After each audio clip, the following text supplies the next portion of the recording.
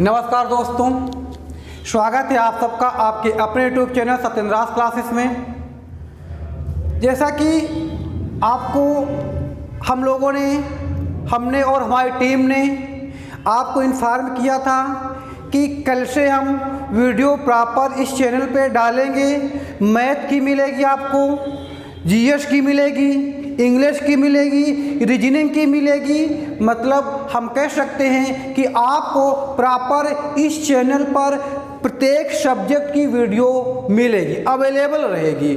और ऐसे क्वेश्चन, ऐसी वीडियो मिलेगी जो कम टाइम में आपको अच्छा मिले, जिससे आपका एग्जाम क्रैक हो सके। तो आपको मालूम है हमने कहा था कि हम आपको इंग्लिश पढ़ाएंगे। चलिए देखते हैं आज इंग्लिश को। इंग्लिश में क्या, कहाँ से क्या क्वेश्चन आते हैं, एसएससी में कहाँ से कहाँ क्वेश्चन आते हैं, कहाँ से कहाँ नहीं आते।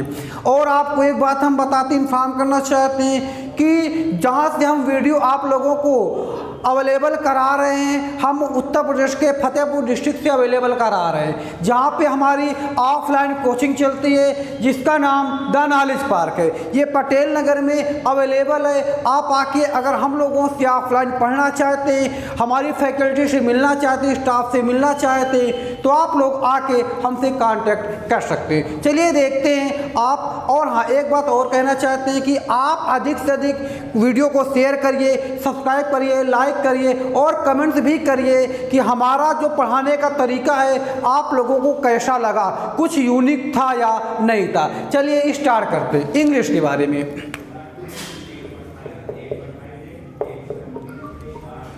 देखिए इंग्लिश हम ये कह सकते हैं कि इंग्लिश अपने आप में एक डिप्लोमा है।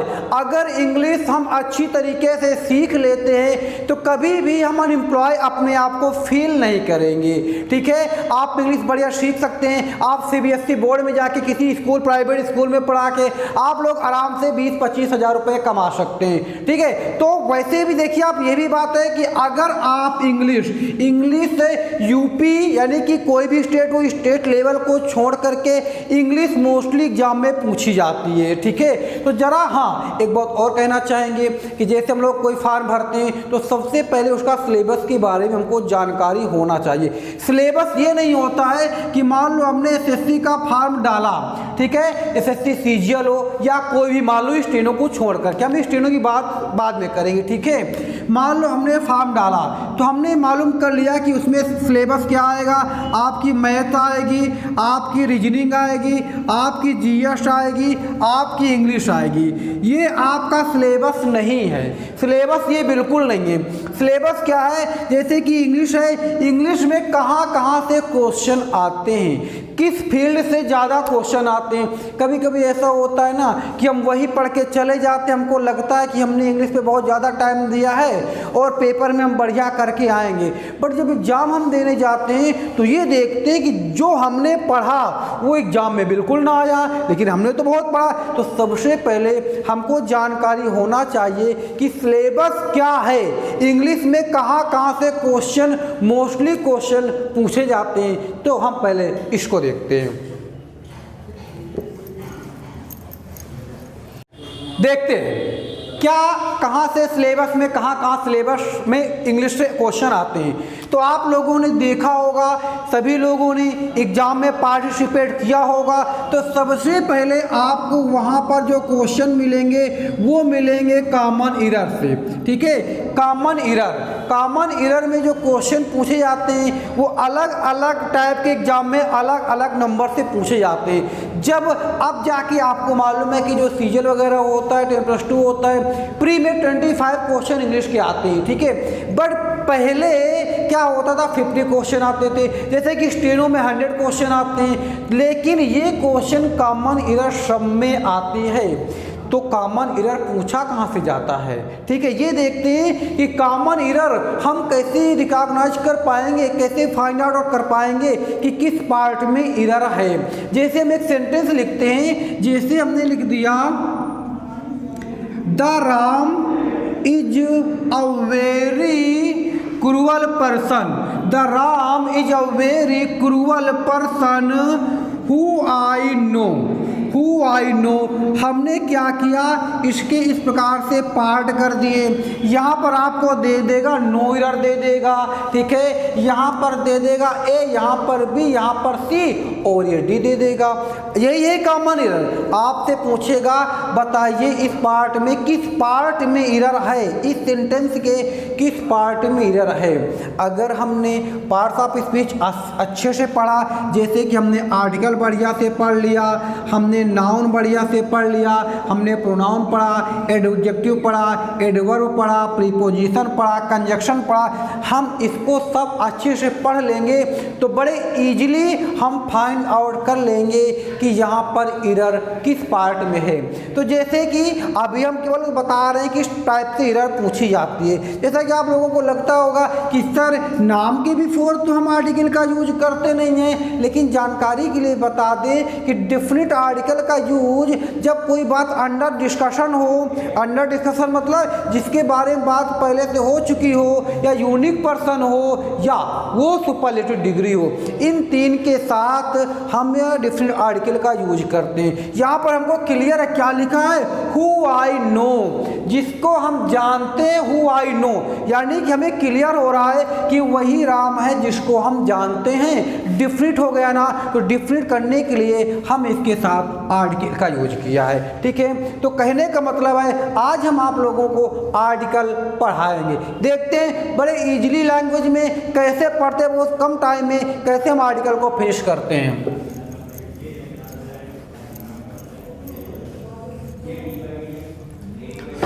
देखिए आर्टिकल की बात हमने की, ठीक है। आर्टिकल वैसे जब ट्रांसपोर्ट वगैरह होता तो लोग आर्टिकल को वस्तु कहते हैं, थिंग्स कहते हैं, बिल्कुल बात सही है, ठीक है। क्यों?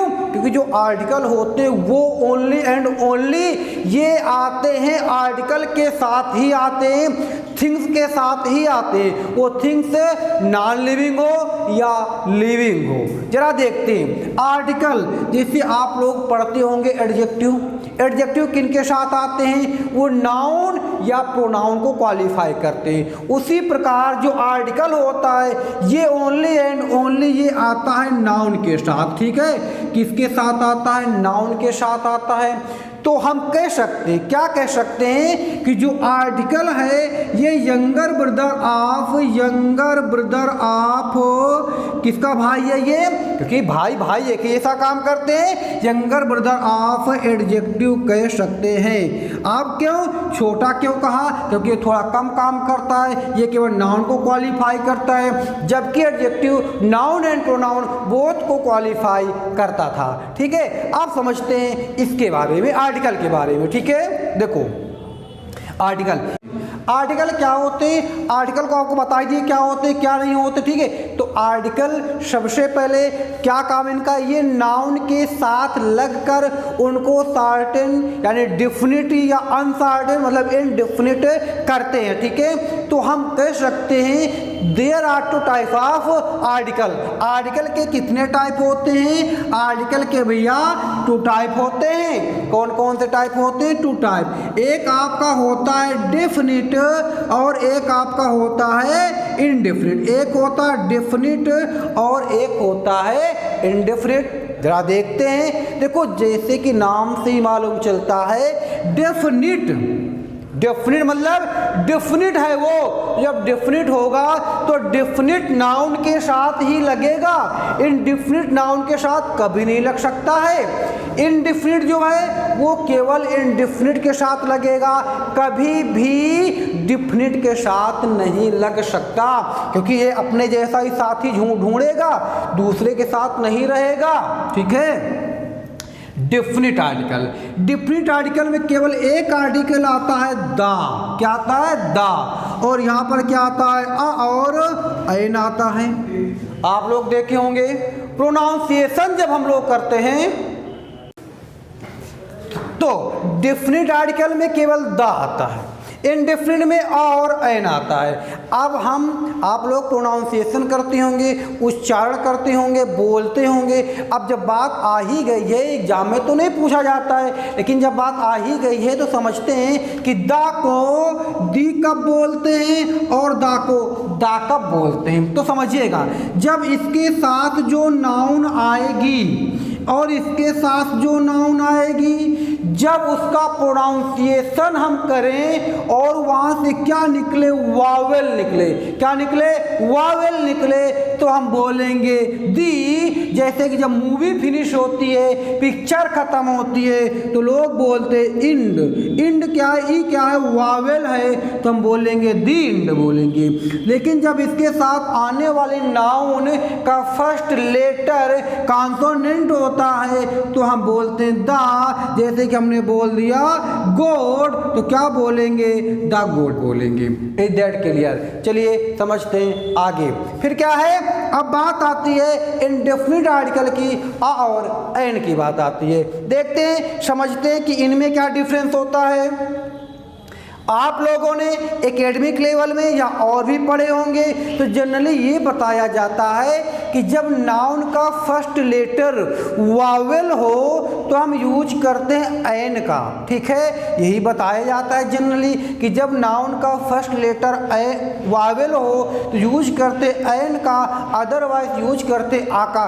बट अगर इसके अकॉर्डिंग हम लें तो जैसे हम लिखते हैं यूरोप, हमने लिखा यूरोप, तो यूरोप का फर्स्ट लेटर तो वावेल है, हमको लिखना चाहिए एन, लेकिन हम क्या लिखते हैं? आ लिखते हैं। क्यों लिखते हैं आ? क्यों? क्योंकि जब हम इसका प्रोनाउंसिएशन करते हैं तो वावेल नहीं निकलती, वावेल का प्रोनाउंसिएशन नहीं होता, होता है किसका?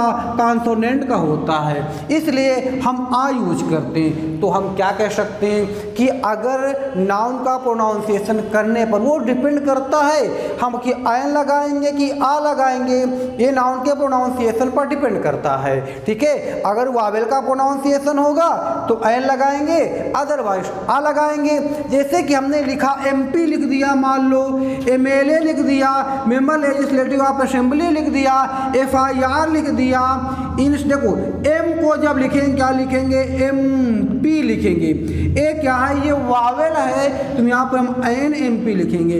एमएलए लिखेंगे तो एन आएगा क्योंकि ए आ रहा है। एफआईआर लिखेंगे तो पहले ए लिखेंगे, इसलिए एन एफआईआर लिखेंगे। आई होप समझ में आप लोगों को आ रहा होगा। कैसा लग रहा है आप लोग कमेंट्स करके अवश्य बताइएगा। ठीक है, तो ये बात तो अभी जनरली थी।